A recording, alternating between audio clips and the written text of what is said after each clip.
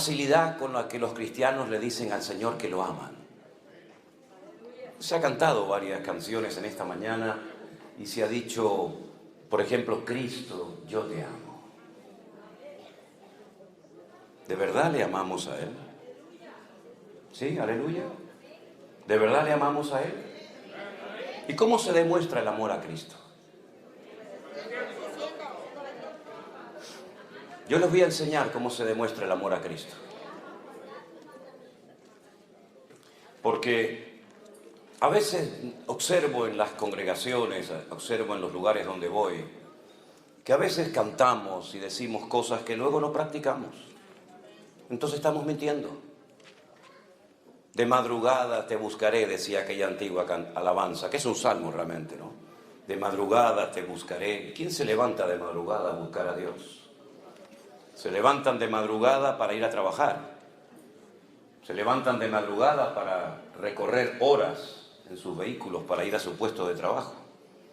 ¿No será que tendríamos que revisar un poquito el cancionero? ¿No será que tendríamos que hacer lo que dice la Biblia, cantar con inteligencia? Porque yo me levanto de madrugada, yo te amo, yo te honro, yo te sirvo. Eso no cuesta nada al decirlo, ¿saben? Eso lo puede decir cualquier persona.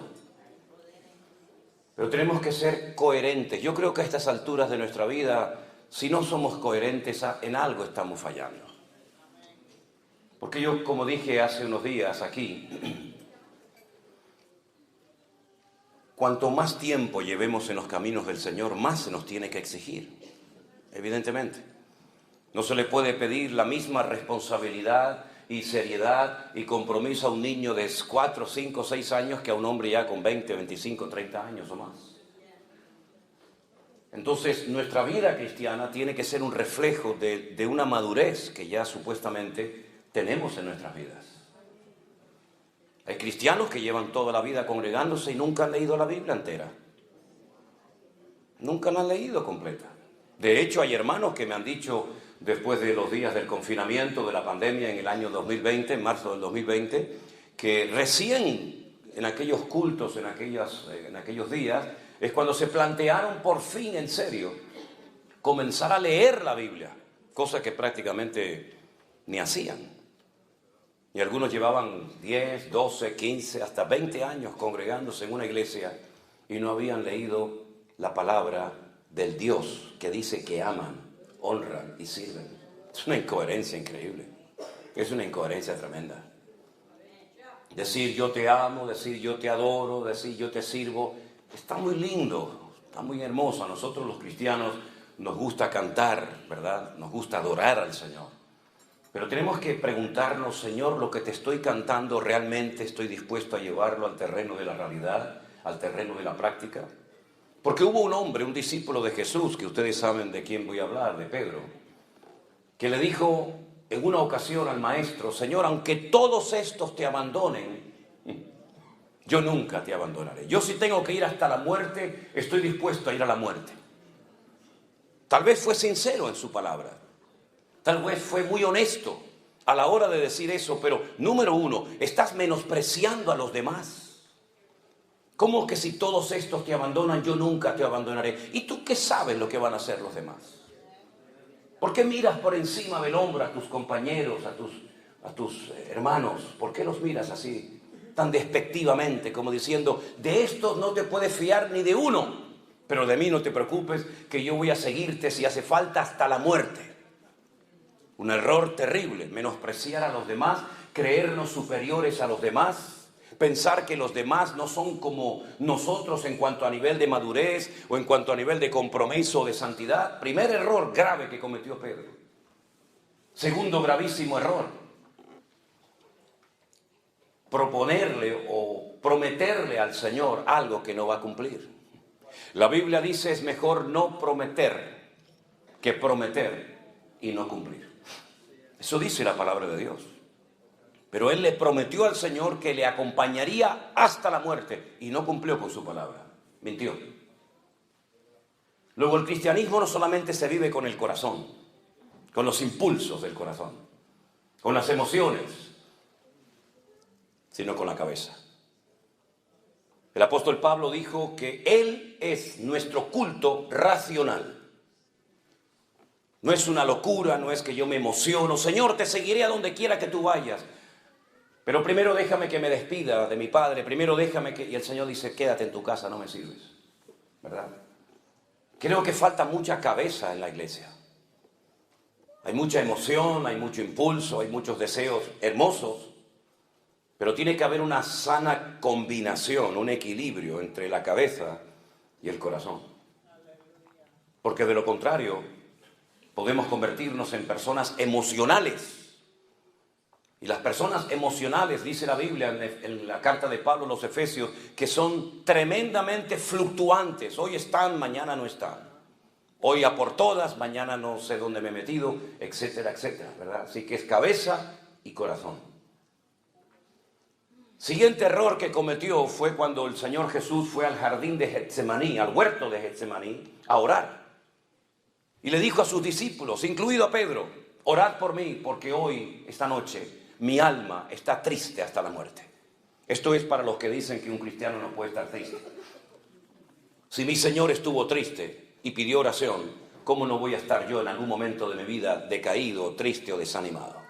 ¿Verdad? ¿Y qué hizo el Señor? ¿Ocultó su tristeza? ¿Aparentó, fingió que estaba pasándolo mal? No, Él pidió oración. Como tenemos que hacer todos y cada uno de nosotros. Hermanos, oren por mí. Yo oro por ustedes, ustedes oren por mí. Mutuamente nos apoyamos juntos en el nombre del Señor. El Señor va al huerto de Getsemaní a orar. Y Él, curiosamente, nos dice, de los 4 evangelios, hay uno que nos dice que Él llevaba escondida en su ropa una espada. No sé para qué tiene que llevar un discípulo de Cristo una espada, o un cristiano una pistola, o una metralleta. ¿Será que esa promesa de que el ángel del Señor acampa alrededor de nosotros y nos defiende no es suficiente? Entonces dice la Escritura que cuando vinieron a prender al maestro, Pedro sacó la espada y dice que le cortó la oreja al siervo del centurión. Cómo tenía que sangrar y gritar aquel muchacho en plena oscuridad, ¿verdad? Cortarte una oreja tiene que ser algo terrible. Pero yo tengo una opinión personal, no es Biblia, pero tengo mi opinión personal. Yo creo que realmente lo que Pedro quiso hacer es cortarle la cabeza. Pero aquel muchacho tuvo reflejos y la movió y solamente le cortó la oreja, pero probablemente lo hubiera matado esa noche. Y el Señor Jesús no lo felicitó como en otras ocasiones, sino que le dijo, guarda tu espada porque el que a espada mata, a espada muere. Yo no necesito que usted me defienda. Así que guarda tu espada. Un grave error de Pedro, aparte de los que ya he mencionado, es defender al Señor con armas carnales. La Biblia dice, aunque andamos en la carne, no militamos según la carne. Porque las armas de nuestra milicia no son carnales, pero son poderosas en Dios para destruir fortalezas y para llevar cautivo todo pensamiento a la obediencia de Cristo Jesús. No es con espada, no es con ejércitos, es con mi Santo Espíritu, dice el Señor. Y la Biblia habla de una espada, pero la espada del Espíritu, que es la palabra de Dios.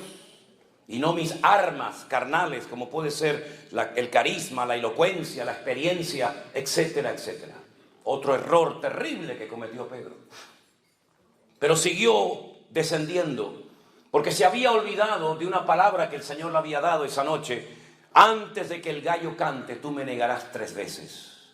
Cuando hay una palabra del Señor, y en este caso una palabra específica para la vida de Pedro, tú tienes que valorar y tener en cuenta que hay una palabra detrás de tus acciones, detrás de tus actos, y tú no la tienes en cuenta. Tú sigues empeñado en demostrar que tú eres mejor que nadie. Tú sigues empeñado en convencer al Señor de que esa palabra no puede ser así, sino que yo te voy a ser fiel hasta la muerte.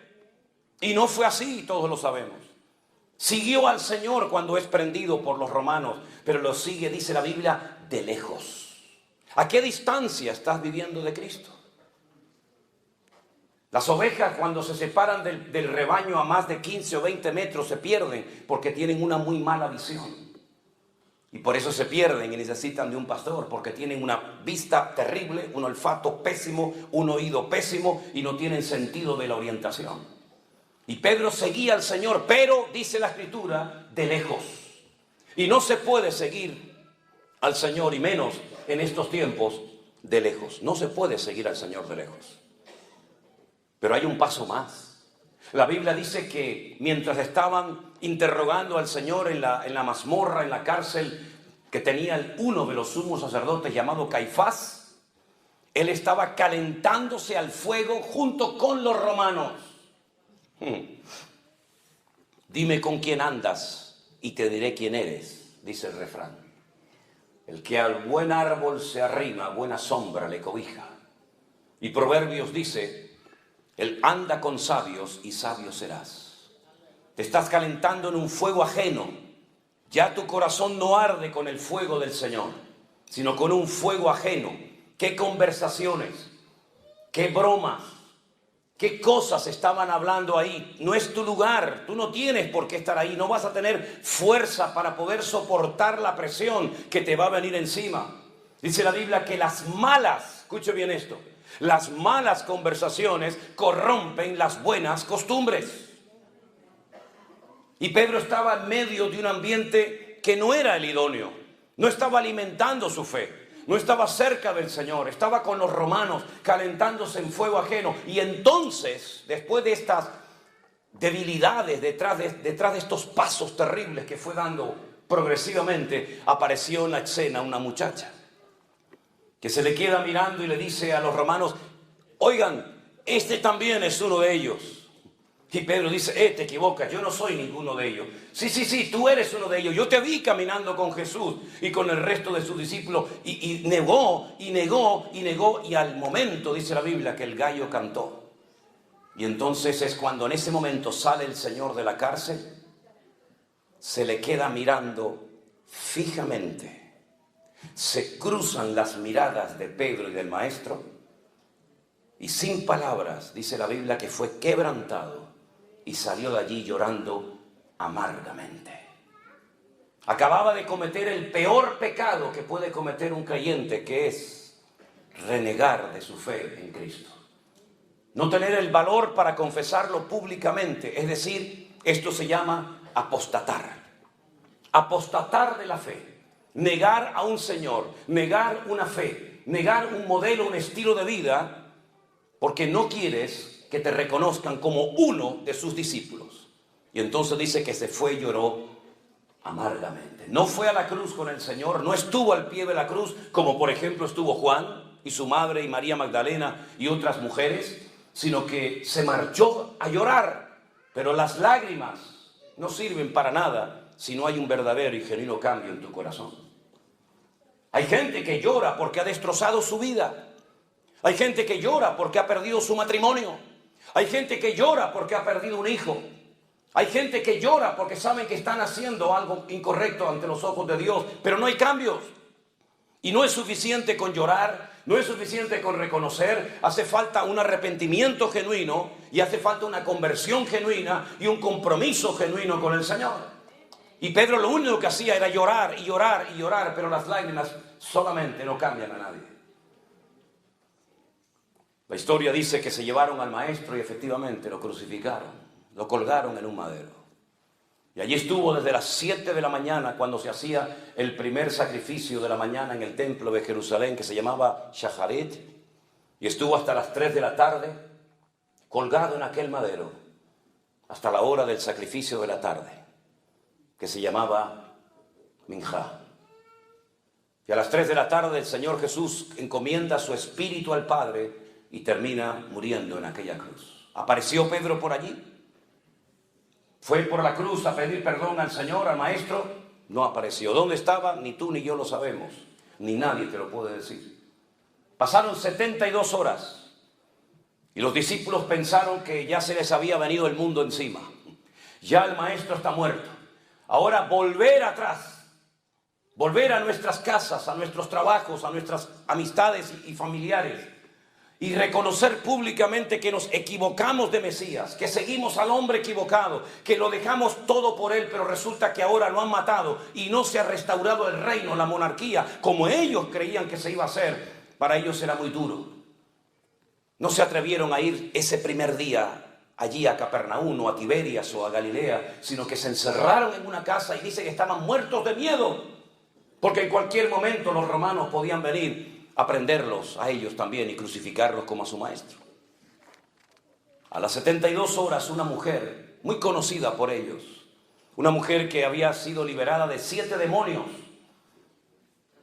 una mujer que la conocemos como María Magdalena, porque era de una localidad muy conocida en aquella época llamada Magdala, que era el puerto al que se llevaba el pescado para echarle sal, y de ahí salían rumbo al Mediterráneo para llevar ese pescado a Roma.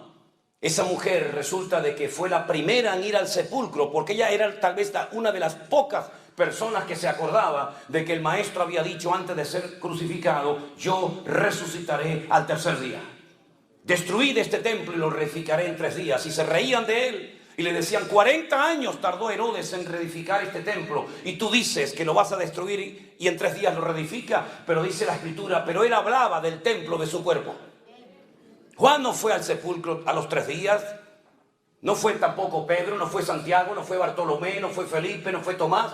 Fue una mujer acompañada seguramente de otras, y cuando llega al sepulcro se da cuenta de que la tumba está abierta y vacía, y comienza a llorar, y comienza a llorar. Probablemente le pasó por la mente: han profanado la tumba, se han llevado el cuerpo de mi Señor. Y entonces encuentra a alguien que le dice: dime dónde lo han llevado, que yo me lo llevo. Es increíble, ¿verdad? Y en ese momento oye una voz que le dice: María. Y ella reconoce, porque las buenas ovejas reconocen la voz de su pastor. Y le dice: no sigas llorando, María, no busques entre los muertos al que vive, porque ha resucitado. Y ella va corriendo a esa habitación, a ese aposento alto, a esa casa, donde los discípulos están muertos de miedo, llorando, temblando, porque piensan que también sus vidas van a morir en cualquier momento. Y cuando llega les dice: el maestro está vivo, lo he visto, he hablado con él, está vivo. Y le dicen: ¿cómo que está vivo? Salen corriendo al sepulcro y dice la Biblia que Juan llegó primero, pero no entró. Y después llegó Pedro y dice: entró, vio y creyó. Y vio una tumba vacía. Vio el sudario bien puesto, bien colocado en la tumba, lo cual significa, cuando un comensal, cuando una persona estaba comiendo y por ejemplo tenía que ausentarse para atender a alguien o ir al baño o lo que fuera, si iba a volver, dejaba bien doblada la servilleta. Y eso significaba para los esclavos, cuando pasaban y veían, por ejemplo, todo así bien colocadito en la mesa, significa que el Señor, la persona que está comiendo en ese lugar, va a volver otra vez. Pero si lo hacía así, lo arrugaba y lo tiraba así en la mesa, déjenlo ahí, no se preocupen, significa: ya terminé, no voy a volver más, no quiero comer más. Y cuando el Señor Jesucristo resucitó, dice que el sudario y todo lo que le habían colocado alrededor de su cabeza y de su cuerpo estaba bien doblado, bien colocado en su sitio, lo cual significa: volveré otra vez. Y por eso entró, vio y creyó, dice la Biblia. Y la tumba estaba vacía y pudieron entrar porque aquella roca enorme que rodaba y quedaba herméticamente cerrado el sepulcro estaba rodada. Pero como he dicho en muchas ocasiones, la piedra no se movió para que pudiera salir el Señor. La piedra se movió para que ustedes que no creen puedan entrar y ver que la tumba está vacía. ¡Aleluya! ¡Gloria a Dios! Y entonces, él creyó, pero aún no le ha visto. Pero es que María Magdalena no solamente había hablado con el maestro, sino que había recibido un mandato. Y le dijo, escuchen bien esto, porque esto es para mí tremendamente interesante. Le dice María Magdalena, el Señor le dice a María Magdalena: vete a mis discípulos y diles que vayan a Galilea, que allí me encontraré con ellos, y a Pedro. Dice: dile a mis discípulos, y a Pedro, que vayan a Galilea. ¿Por qué dice discípulos y aparte pone a Pedro? Porque tú dijiste públicamente, delante de muchos testigos, y en la Biblia con que hubiera 2 testigos, máximo 3 ya era suficiente. Y tú dijiste delante de muchos testigos que tú no me conocías. que tú no querías saber nada conmigo, que tú no te identificabas conmigo, por lo tanto ya no eres un discípulo. Pero díganle también a Pedro que suba. Le hubiéramos dicho nosotros al Señor, a Pedro, si hubiéramos sido el maestro, sube también tú a Galilea, o le hubiéramos dicho, mira, ¿tú para qué vas a subir? Si en el momento más necesario de mi vida no apareciste. ¿Cómo puedo confiar en un hombre que me promete una serie de cosas y luego no las cumple? Yo no me fío de ti, yo no puedo darte otra vez otra oportunidad, porque tú has fallado a todo lo que has dicho. No has acertado ni una, querido. Pero sin embargo el Señor en la Biblia nos enseña que no solamente salva y libera y sana, sino que también el Señor de la Biblia es un Dios que restaura a la gente que ha caído y tropezado. Y entonces Pedro necesitaba ser restaurado. Pero ¿cómo va a ser restaurado un hombre que acaba de negar hace 72 horas al maestro? Vamos a verlo en la Biblia. Algunos decían, hoy no va a leer la Biblia el pastor. Sí, pasa que esto es una introducción a lo que voy a predicar ahora, para situarnos, ¿no? En el último capítulo del Evangelio de Juan, si ustedes leen el Evangelio según San Juan, es diferente totalmente al de Mateo, Marcos y Lucas. Se estudia aparte en las escuelas bíblicas, se estudia aparte porque es un evangelio completamente diferente, la estructura gramatical, el estilo, etc. Y en el último capítulo aparece algo que solamente lo cuenta Juan. Ni Mateo, ni Marcos, ni Lucas contaron lo que allí estaba a punto de suceder. Dice en Juan capítulo 21, yo espero que ustedes no sean de esos creyentes que están de moda, que ya no vienen con la Biblia a la iglesia o al culto. Siempre digo, si usted no trajo Biblia, siéntese al lado de un hermano que seguramente la ha traído. Incluso algunos prefieren traerla en el teléfono celular para que la gente, los vecinos, nos digan, ah, mira, es cristiano, va con la Biblia. Espero que usted no sea uno de esos, ¿verdad? Juan capítulo 21 dice, vamos a leer a partir del verso 1. Después de esto, Jesús se manifestó otra vez a sus discípulos junto al mar de Tiberias y se manifestó de esta manera. Estamos en el norte de Israel, estamos en el mar de Tiberias o Genesaret o el Kineret. Y allí estaban juntos Simón Pedro, Tomás, llamado el Dídimo, la palabra Dídimo significa gemelo, era gemelo de otra persona. Natanael, el de Caná de Galilea, los hijos de Zebedeo y dos de sus discípulos. Simón Pedro les dijo, voy a pescar. Y ellos le dijeron, vamos nosotros también contigo. Fueron y entraron en una barca y aquella noche no pescaron nada.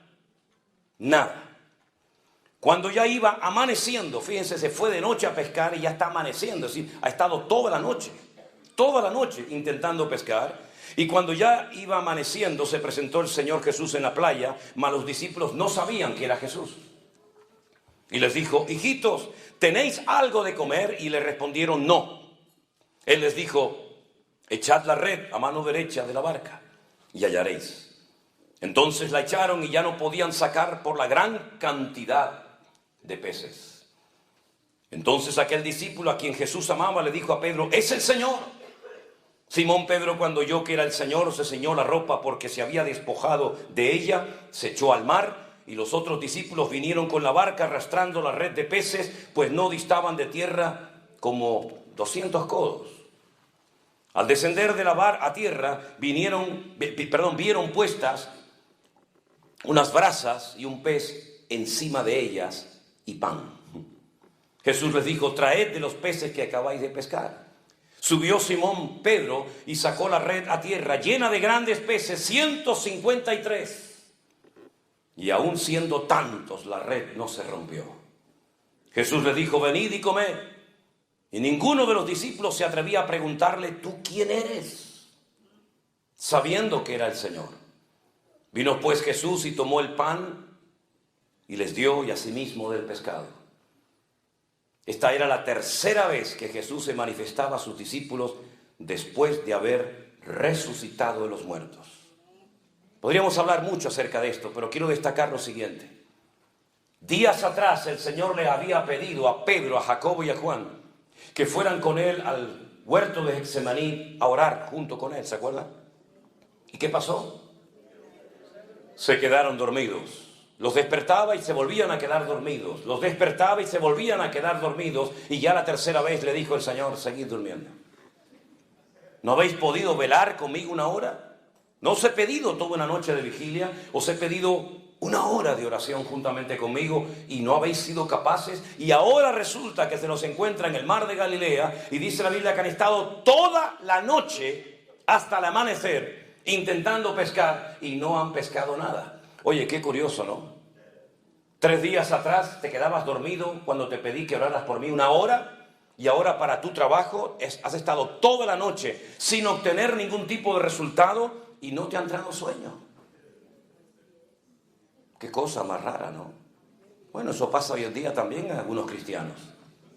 Hermano, no tengo tiempo para leer la Biblia, no tengo tiempo para ir a la iglesia, no tengo tiempo para las cosas del Señor, pero luego para tu trabajo siempre te las arreglas para tener tiempo. Eso pasa en Europa, en Estados Unidos diferente, porque ustedes están en un nivel espiritual superior al nuestro. Nosotros de la vieja Europa estamos todavía en pañales, ustedes ya han superado esto, ¿verdad? Bueno, está bien. Cuando hubieron comido, ya están satisfechos, ya han comido, ¿no? Ya están contentos. Ok, ahora viene. Fíjense cómo el Señor restauró a Pedro.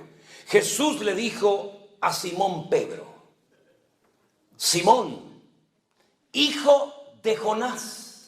No el Jonás del Antiguo Testamento, evidentemente, otro Jonás, ¿no? ¿Por qué le menciona al Padre? ¿Qué tiene que ver el nombre del Padre con lo que el Señor está a punto de hacer en Pedro? Simón, hijo de Jonás, ¿me amas? ¿Me amas más que estos?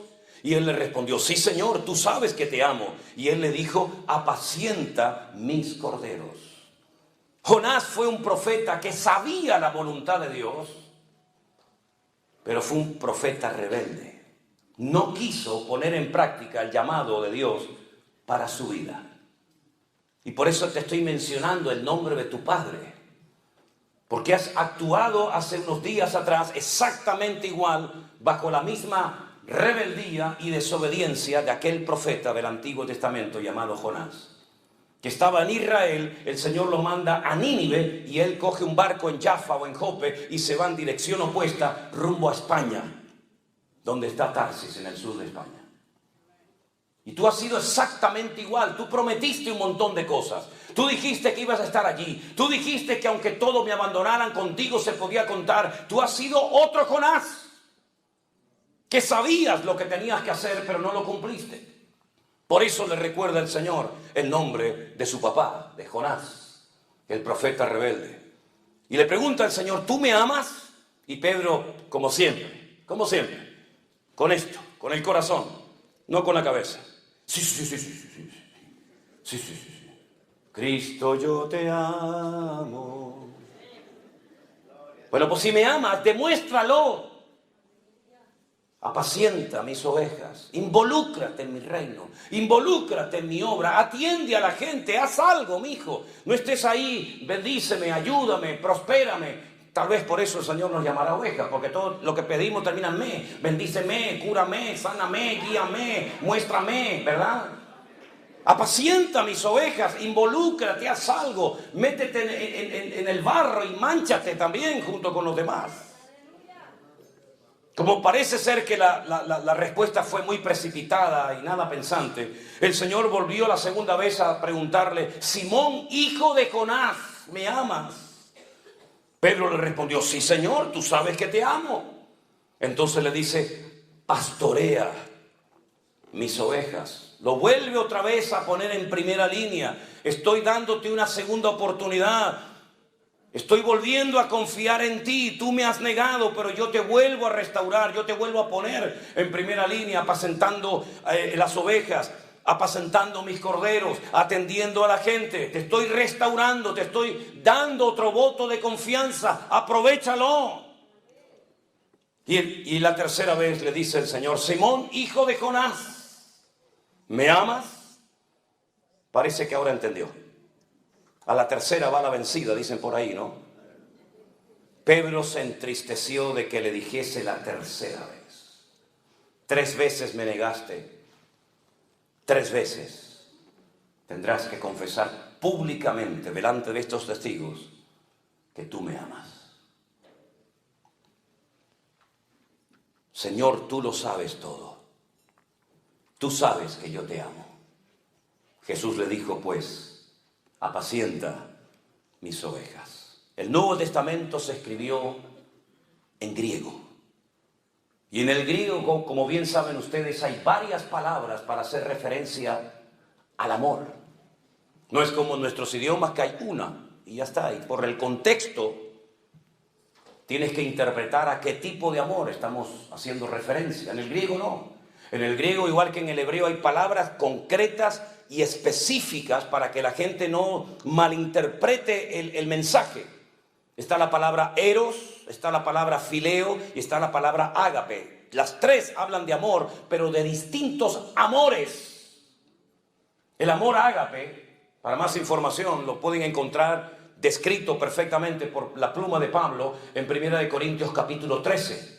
El amor nunca deja de ser, todo lo cree, todo lo soporta, todo lo espera, ¿verdad? No se irrita, no guarda rencor, no busca lo suyo. Ese es el amor ágape. Y el Señor le está diciendo en el texto griego, le dice: Pedro, ¿tú me agapeas? Y Pedro le responde: Señor, yo te fileo. Eso no se puede ver en ningún otro idioma más que en el texto original. Si yo te estoy pidiendo este nivel de amor y tú me estás bajando el listón y me dices te amo, pero no como yo te amé a ti, sino como tú crees que me puede llegar a mí, y a mí no me sirve con ese amor tan bajo que tú me estás diciendo tener por mí. El amor, si es verdaderamente auténtico y un amor ágape como el de Dios, es un amor que está dispuesto a sufrir, está dispuesto a pasar desapercibido por amor a la otra persona. Está dispuesto a darle una oportunidad a la persona que te ha ofendido. Por eso yo creo que el gran pecado de la iglesia no es que ha caído en falsas doctrinas, que también, por cierto. El gran pecado de la iglesia no son las divisiones internas que nos han caracterizado durante años, que las hay también. El gran pecado de la iglesia y de todos nosotros es que no amamos a Dios como lo deberíamos de amar. Somos capaces de estar una hora cantando y repitiendo lo mismo, pero en el fondo realmente amamos a Dios por encima de padre, de madre, de dinero, de trabajo, de nuestra propia vida. Amamos realmente a Dios. Cuando le preguntaron al Señor cuál es el mayor y principal mandamiento, podía haber citado cualquiera. Hay 613 mandamientos en la ley de Moisés. Y él dijo: el principal mandamiento de todos es este: escucha, Israel, el Señor nuestro Dios uno es. Y amarás al Señor tu Dios con toda tu alma,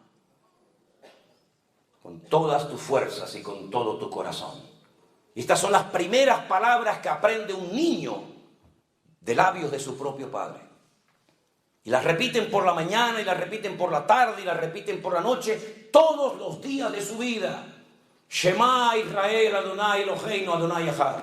Ve'ahavta Adonai Elohecha bechol levavecha, uchol nafecha, uchol meodecha. Todos los días repiten esto. Amar a Dios, amar a Dios, amar a Dios, amar a Dios. Amar a Dios con todas las fuerzas. ¿Qué significa? Que tengo que apretar así todos mis músculos para decir te amo, te amo. No, es con todos mis recursos. Eso significa con todas mis fuerzas. Amar a Dios con toda la fuerza significa que Él es lo primero en mi vida. Primero que mi padre, que mi madre, que mi hijo. Ahora pueden entender cuando aquel le dijo: bueno, yo te seguiré, pero deja que primero entierre a mi padre. Los hijos no podían salir de la casa paterna hasta que el viejo muriera, porque si no quedaban automáticamente desheredados. Era una falta de respeto que un hijo saliera de la cobertura del padre hasta que el padre no le diera permiso, hasta que el padre muriera. ¿Cuánto podía durar el hombre? 10 años, 20 años, 40, no sé cuánto. Pero el Señor le dijo: no me sirves, porque si pones primero a tu padre, o a tu madre, o a tu trabajo, o a lo que sea, no eres digno de ser mi discípulo. Porque es: amarás al Señor por encima de todo y de todos.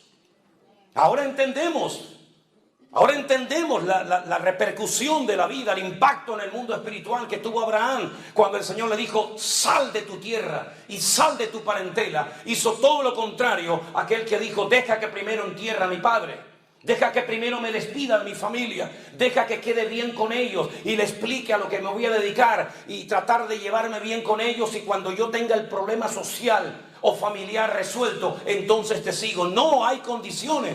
cuando Dios nos llama. Es sí o sí, todo o nada. O entras o sales, no hay medias tintas. O siembras o esparramas.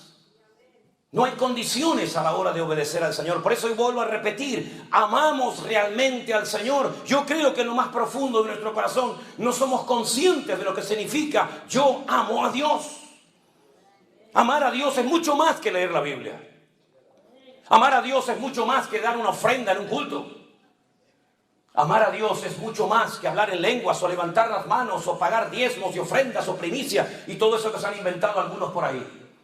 Amar a Dios es mucho más que cantar unas alabanzas un domingo a la mañana o un jueves a la tarde. Amar a Dios significa que ya no vivo yo, mas vive Cristo en mí. Y si tengo que dejar a mi trabajo, yo tengo que dejar mi vida misma para servir al Señor, estoy dispuesto a hacerlo. Y por eso el Señor está diciendo, ¿tú me amas o no me amas? ¿Entiendes lo que te estoy preguntando? ¿Entiendes la repercusión, el alcance y la profundidad del llamado y de lo que te estoy preguntando? Así que si me has respondido, sí Señor, tú lo sabes todo, tú sabes que te amo, sí, pues agárrate a lo que te voy a decir ahora. Te voy a dar una profecía, ya te la di en su momento y no la creíste. Cuando te dije, antes de que el gallo cante, me negarás 3 veces, no la creíste, menospreciaste la palabra, seguías insistiendo en que no es así, no Señor, no es así. Bueno, pues te voy a dar otra vez si ahora lo entiendes. Cuando tú eras joven, Pedro, te ceñías, ibas a donde querías. Le está diciendo el Señor, en otras palabras, has hecho toda tu vida lo que te ha dado la gana. Ahora voy aquí, ahora voy allá. Es decir, tienes una agenda tú. Y en esa agenda hay gente que quiere meter a Dios. Pero Dios no tiene que ser puesto en ninguna agenda personal o privada. Es más, con Dios no se usa agenda, porque Él es mi agenda propia. Así que cuando eras joven, te recuerdo que te ceñías, ibas a donde querías, es decir, eras un caballo desbocado, hacías lo que te daba la gana, hablabas con quien te daba la gana, ¿verdad? Mas cuando ya seas viejo, es decir, cuando madures, estos son eufemismos, es una forma de transmitir un mensaje. Como cuando Pablo dijo, cuando yo era niño, ¿se acuerdan? Yo hablaba como un niño, pensaba como un niño, juzgaba como un niño. Mas cuando ya fui hombre, cuando maduré, cuando crecí, dejé lo que era de niño. Así es que hay una etapa en tu vida de infantilismo. Hay una etapa en tu vida de rebelión. Hay una etapa en tu vida que te identificas con Jonás, el profeta rebelde y desobediente. Todo eso tienes que dejarlo atrás, porque cuando crezcas, ¿qué significa? Cuando seas viejo, cuando madures, Pedro, extenderás tus manos y te ceñirá otro y te llevará a donde tú no quieras. Fíjate tú lo que le está diciendo, aun cuando seas viejo, todavía tu voluntad será tu peor enemigo, Pedro. Te van a llevar a la muerte, te van a llevar a la crucifixión.